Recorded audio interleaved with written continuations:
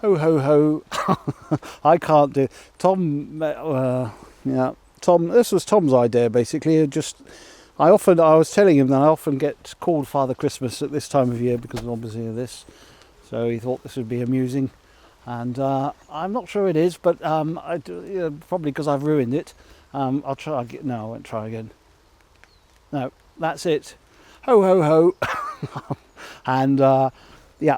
Anyway. The point is that it's nice to wish everybody a Merry Christmas and that sort of thing, and yeah, that's I don't really have much beyond that. I did a video the other day, so that's coming up after this, and I forgot to say like and subscribe, so that's that. Like and subscribe. Well, you haven't seen the video yet, but anyway, it's Merry Christmas, and here's a video that I did the other day. That's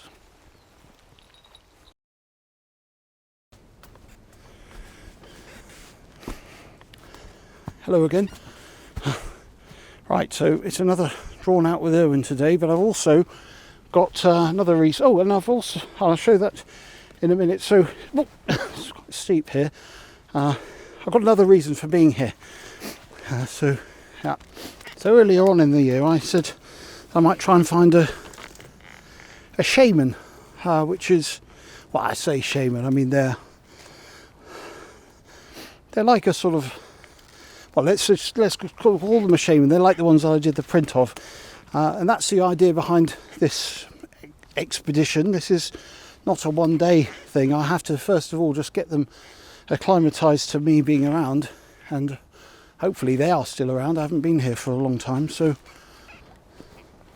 because I haven't been here for a long time, what I'll do is similar to when I went back to the Morsus. I'll just sit somewhere where they can look down on me, and then I'll do that's what I'm doing today, is a drawn out with Irwin, and I'll just do that for a couple of sessions, and then hopefully they'll see that I'm there. I probably won't see them, but then it'll give me more chance when we do move towards their area, Tom and I, when he comes down, which will probably be, I don't know, as soon as maybe this side of Christmas, or maybe in the new year.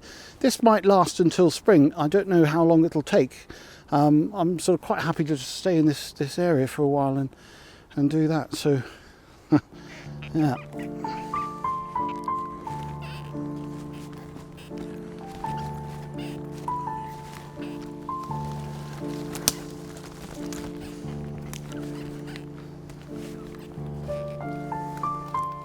So I'm just making my way down lower deeper into the woods, where it's going to be a place where they can hopefully look down upon where I am and spot me without me being a threat or intimidating to them. And then I'll do my doodle, my drawn out thing, which I've got. I've got a little. Tom did well. I'll show you in a moment. Just taking a bit of a break. Not as young as I used to be. So now Tom's he's got a channel, and he's done a video on doing like I've been doing with the drawn out with Irwin thing, and he did a picture which I've got here printed out of the one that he did on here, and I'll link to it below and stuff. And so he tried doing a goblin like this from memory. I presume that's the goblin now that we saw, and he asked me to be brutally honest about it, which is well, his conclusion was from the video that anybody can draw, but not very well, because apparently I said anyone can draw. I didn't mean anybody can draw like immediately. I mean anybody can learn to draw. Not to say that he can't draw. He obviously can draw, but everybody, everybody could improve their drawing. So that's what I'm going to go through and talk about with this. So I keep flapping it around. Well, I can zoom in on it. Anyway, I'm not going to stay. I'll carry on down into the. Oh no, I'll have a break for a bit, then I'll do that.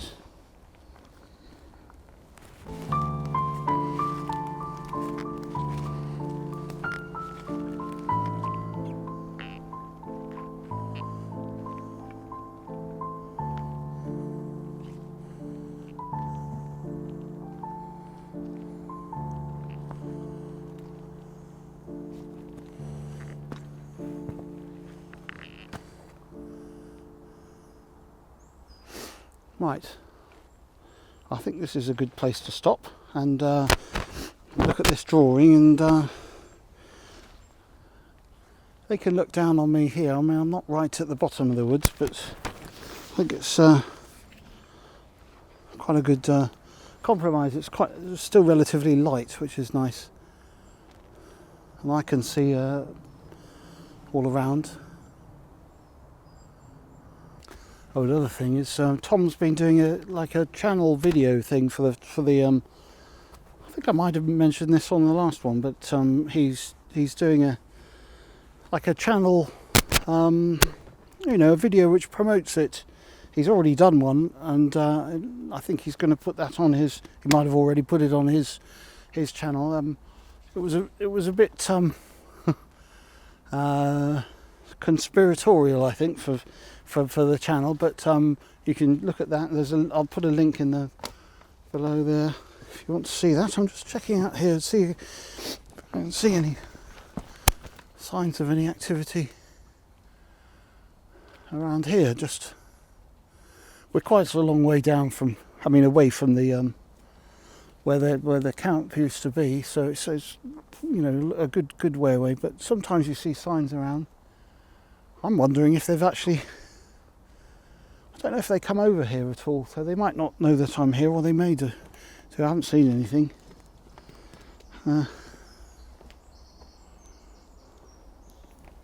Yet.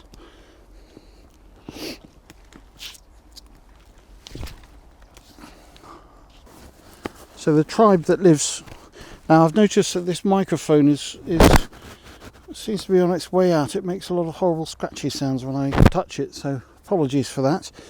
The tribe that lives in this wood is Scalvers,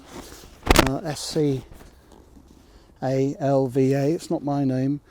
I think it was, I can't remember which one of the theologians, probably Franz. I can't remember exactly who it was, but it's from the Latin extendita calvarium or something. Sorry, I'm mumbling. Anyway, it's long skull is what it means, but they aren't particularly that long, in my opinion. But I think these are one of the early ones that are found. So pixies in general have a long skull anyway. So, right, I'm trying to get my bits together. So we'll stay with this tribe a while, and it'll take some time. They'll need to trust us before we start going into the areas where, certainly where the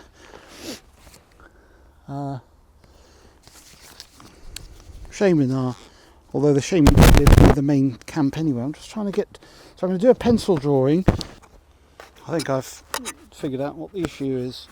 There's a bit of plastic. Sorry, I'm referring to the fact that my microphone keeps crackling, and if I leave it completely still, it's probably alright, but there's a bit of split plastic there which I think is responsible for it. Probably didn't hear that. I was saying there's a bit of plastic there that's split, so I need to buy a new mic, which is a bit annoying. Now, I probably have to not keep this on me, because otherwise I keep brushing it. Hopefully this will stop the crackling, and if I just keep that there. Right, so this is Tom's drawing that he's done, and he's asked me to be brutally honest about it. And as I say, it's all, he obviously can draw, so that's not, he says he can't draw, but he can draw. Oh no, he did say he can draw, but he said he can't draw very well.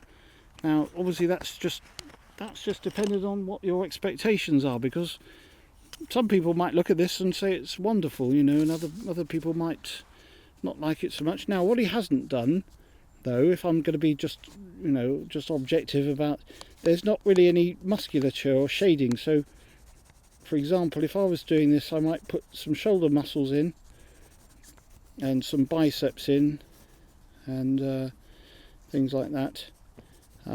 Now, this comes down to really just knowledge of anatomy, and obviously, the ability to shade is a skill, but knowledge of anatomy is a separate thing. That's just how much you know about, how you know, where the muscles are and that sort of thing. So, you know, this is at the moment just one big blob, and the arms are just, and legs are just tubes. But in reality, you know, there'd be a kneecap here.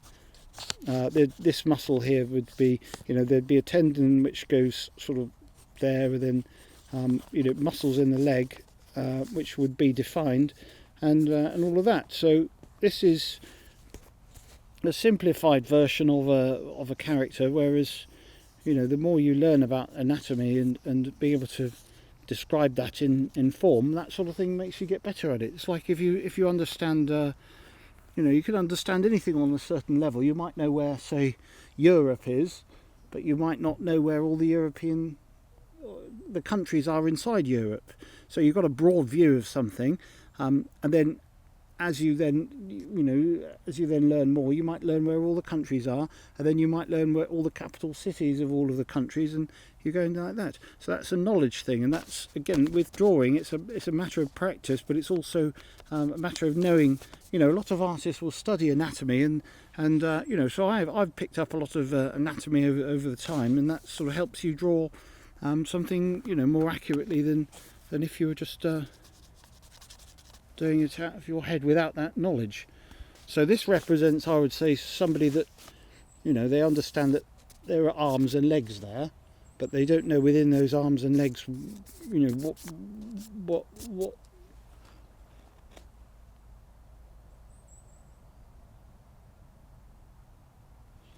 I just heard something, hold on.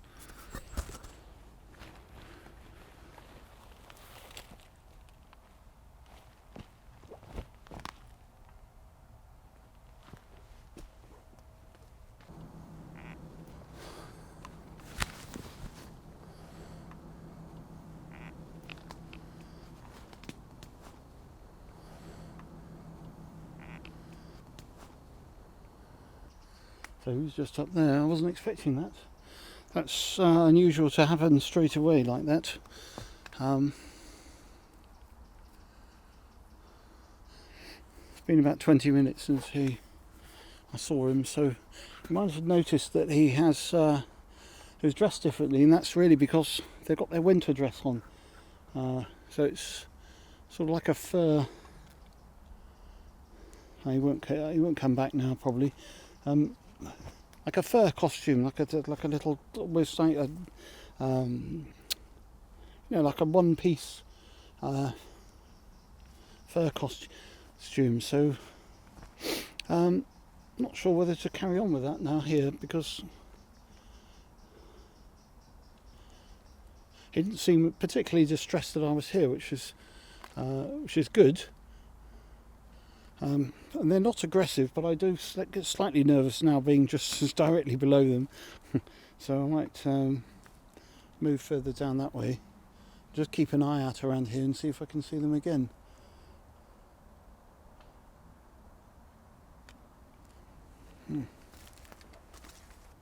I'll bring the camera over here, and then I can get a longer view around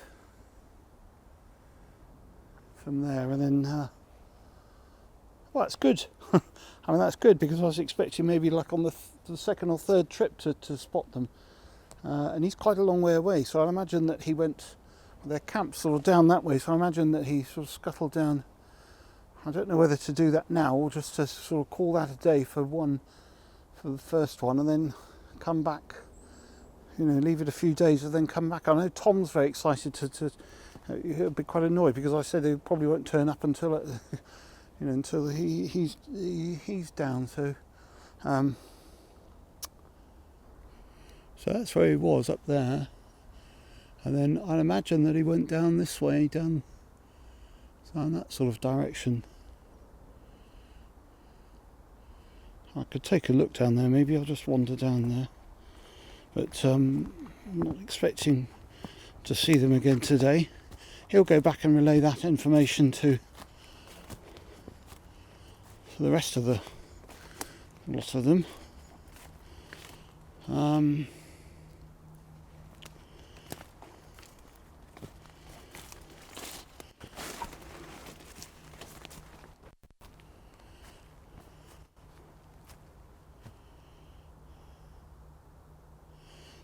It looks like there could be some activity around there.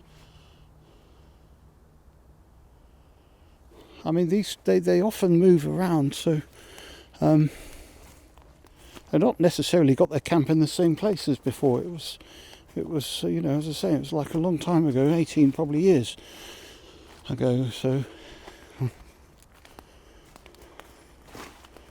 might call that a day for today then, because this video is probably long enough as it is. Wasn't expecting to. I haven't really done the picture though. I might have to call this, just do this as a you know, not a drawn out. Right, well, I'm happy with that for a first sighting of these scalvers, first in 18 years. I'll come back maybe again on my own. I'm not sure when Tom's coming down, so if he comes down next time, that'll be, you know, I always prefer that because I don't have to keep shifting the camera and then doing all this. He can sort of take on more of that. So I'll bring a coat as well. My fingers are going slightly numb. I'll get some gloves and a nice warm. That's why they've got their little fur coats on in the winter. Sensible, keeping yourself warm. Could do with one of those myself. Right, okay. Cheerio.